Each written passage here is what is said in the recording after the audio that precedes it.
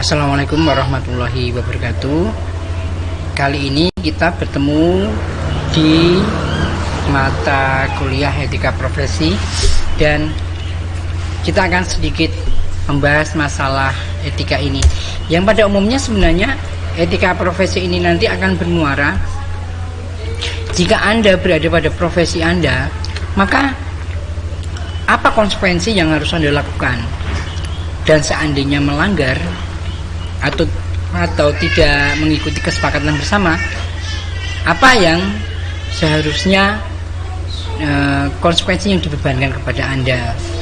Sebenarnya intinya itu. Namun karena saat ini asosiasi profesi banyak sekali, maka membutuhkan etika-etika yang banyak juga yang harus dipelajari di setiap bidang profesi dan harus dimengerti oleh pihak-pihak yang lainnya.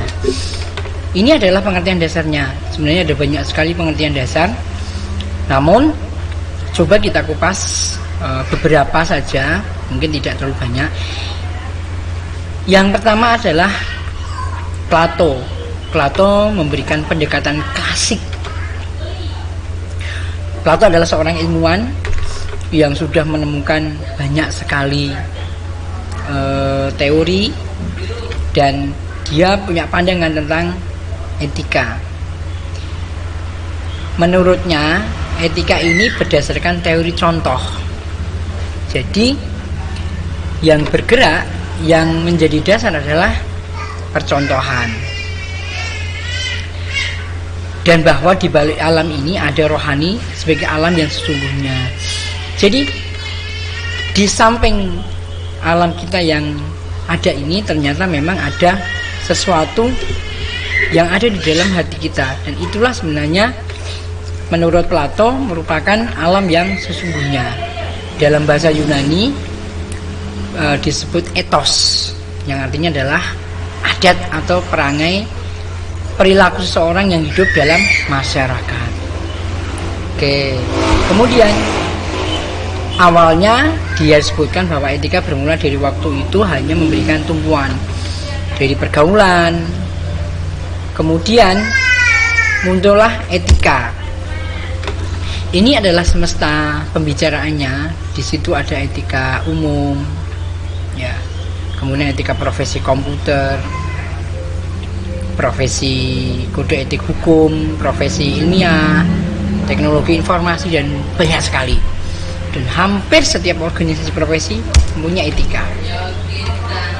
Dipandang dari sosioteknologi, maka etika adalah keilmuan yang merupakan relasi dari keilmuan sosial atau social science dengan teknologi engineering. Teknologi dilihat dari berbagai perspektif, namun intinya adalah berusaha kritis terhadap keberadaan teknologi yang biasanya dipandang deterministik, positivistik, khususnya di negara-negara yang seperti menjadi negara konsumen teknologi, misalnya Indonesia.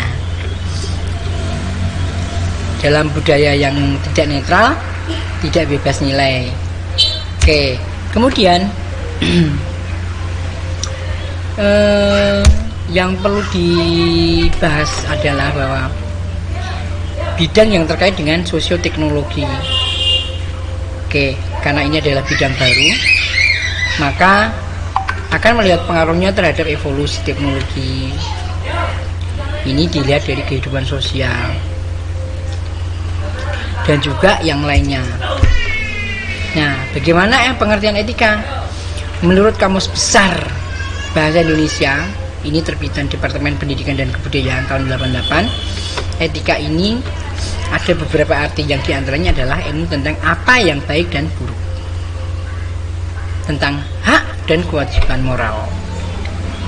Jadi di situ akan membahas yang baik apa, yang buruk bagaimana, gitu. Juga kumpulan asas atau nilai yang berkenaan dengan akhlak. Ini ada hubungannya dengan agama. Nilai mengenai benar atau salah yang dianut di masyarakat, hubungannya dengan sosial.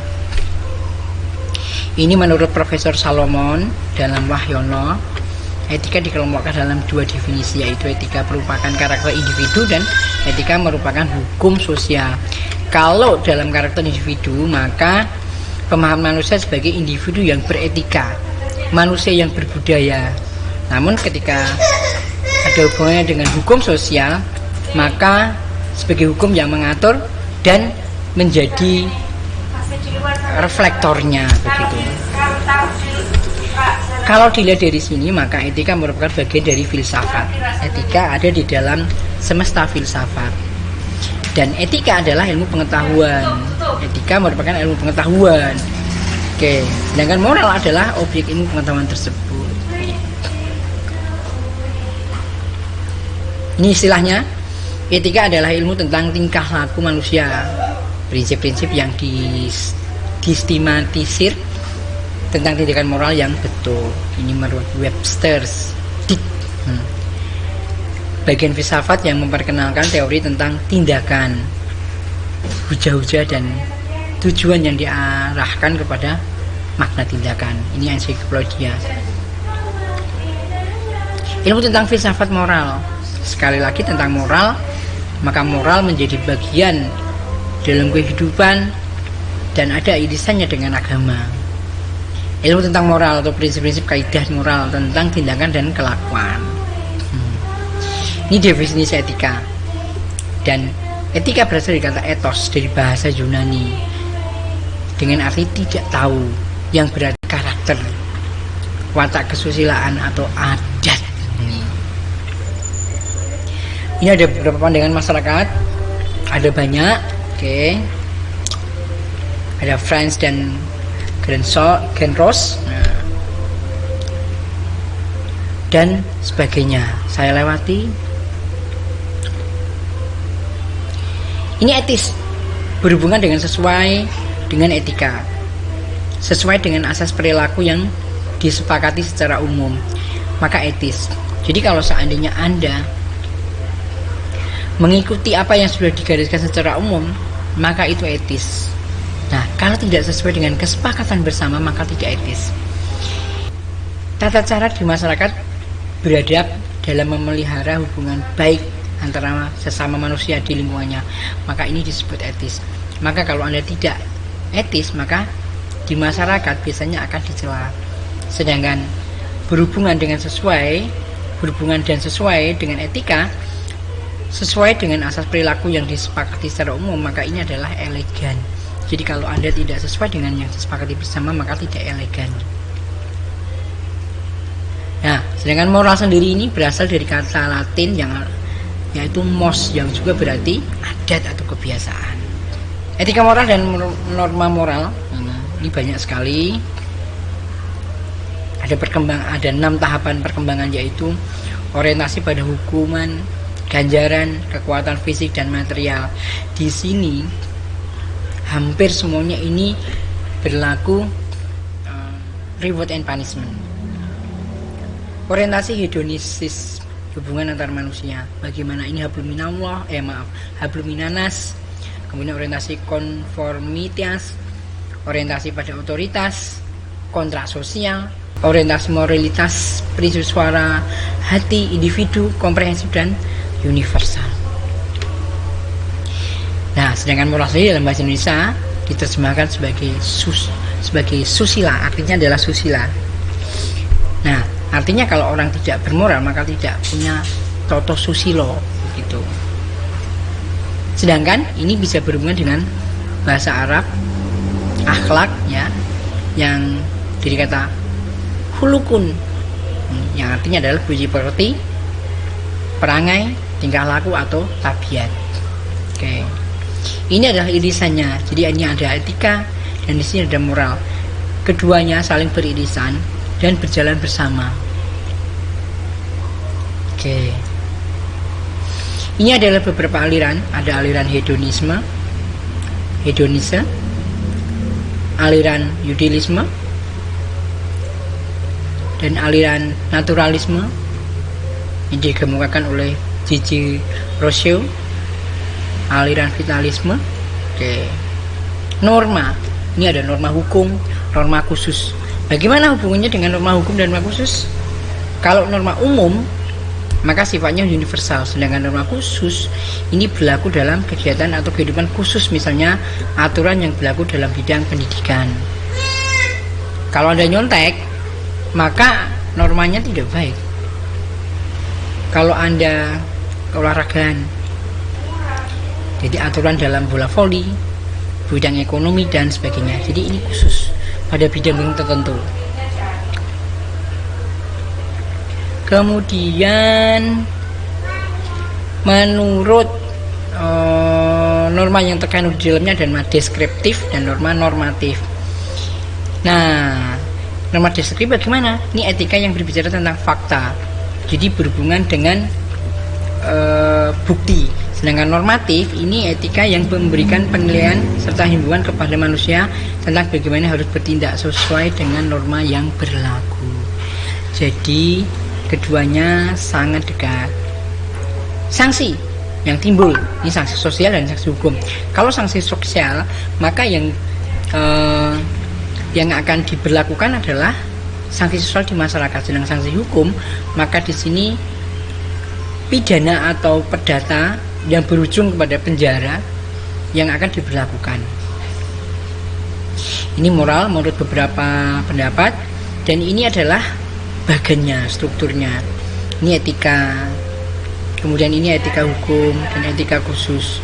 Di dalamnya ada etika individual tadi yang kita bahas, etika sosial, dan di dalamnya juga ada etika terhadap sesama, terhadap keluarga, etika profesi. Di dalamnya juga ada biomedis, misalnya hukum, bisnis, dan sebagainya. Di sini ada etika politik dan lingkungan hidup. Oke, ini penjelasannya.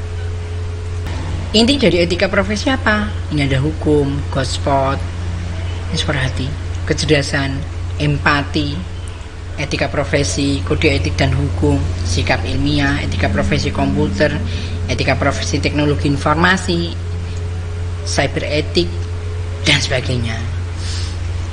Inti dari etika profesi ada misalnya cyber etik, cyberspace, cyber law, cyber crime, cyberspace law, wow, cybernetic, cybernation.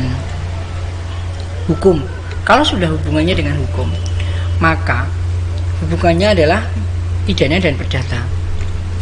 Menurut Plato, hukum merupakan peraturan yang teratur dan tersusun baik yang mengikat masyarakat. Sedangkan menurut Aristoteles, hukum hanya sebagai kumpulan peraturan yang tidak hanya mengikat masyarakat tetapi juga hakim.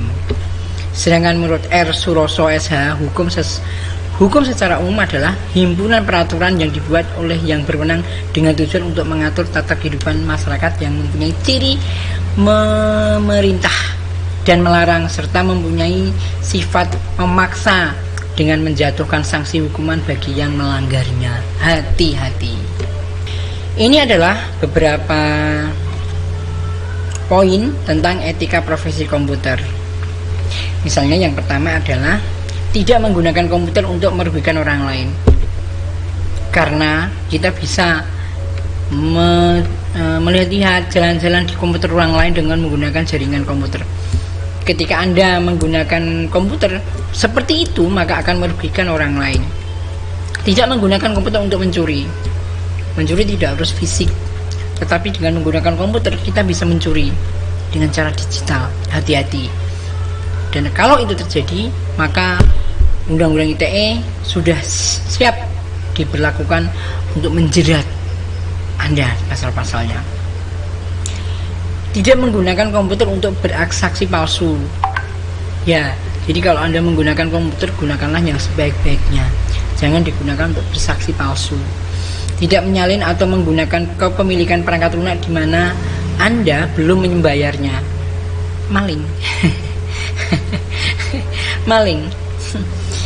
Jadi kalau Anda menggunakan software, biasanya memang ada trial. Tidak apa-apa kalau trial, tapi kalau memang kemudian harus membayar, maka Anda jangan menggunakan serial yang dari hacker. Gitu ya, kira-kira. Tidak memata-matai file komputer orang lain, spy. Tidak menggunakan pekerjaan komputer orang lain, tidak mengganggu pekerjaan komputer orang lain. Banyak cara, virus misalnya, virus dikirim untuk mengganggu pekerjaan orang lain. Tidak menggunakan sumber daya komputer orang lain tanpa otorisasi atau kompensasi yang sesuai, bayar. Oke. Tidak mengambil untuk diri sendiri karya intelektual orang lain. Lagu, banyak yang punya lagu, kemudian kemudian ketika dia mengupload ke internet, ternyata kena copyright claim, padahal dia ciptakan sendiri, lagunya dia, suaranya sendiri, tapi kena copyright claim karena sudah diklaim orang lain dulu. Hati-hati. Kemudian tidak mengambil untuk diri sendiri karya, udah tadi ya, harus memikirkan tentang konsekuensi sosial program yang Anda tulis bagi sistem yang Anda desain. Jangan sampai program yang Anda tulis, Anda script, kemudian didesain untuk kepentingan yang lebih dari itu. Misalnya tadi yang dikatakan di atas tadi, yang spy, harus menggunakan komputer untuk menjamin pertimbangan dan bagi sesama manusia. Tidak boleh menggunakan komputer untuk kepentingan yang tidak baik. Bagaimana dengan cyber etik? Cyber etik ini dikenal sebagai etika dunia maya. Cyber etik atau etika dalam dunia teknologi informasi menurut pandangan masyarakat. Cyber etik merupakan dampak perubahan yang wajar dari perkembangan teknologi informasi yang membawa banyak pengaruh terhadap perkembangan budaya di masyarakat, seni, kebiasaan, dan kebutuhan hidup sehari-hari.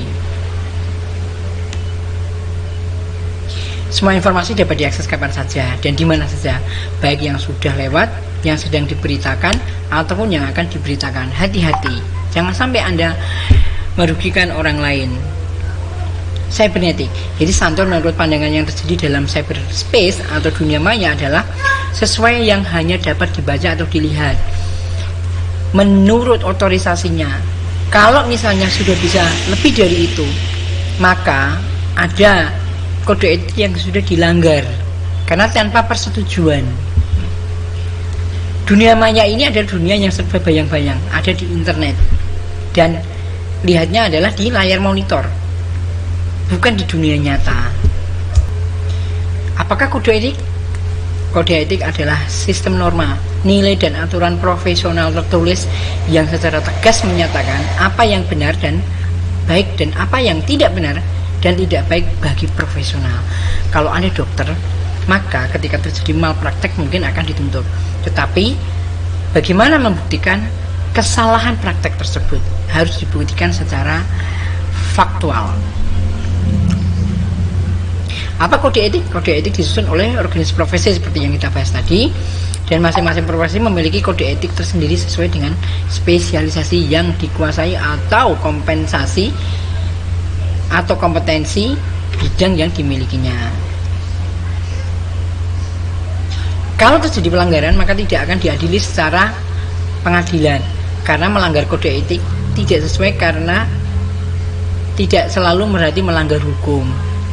Oke, jadi demikian tadi kira-kira perbincangan kita tentang kode etik. Selamat bertemu kembali di lain kesempatan. Assalamualaikum.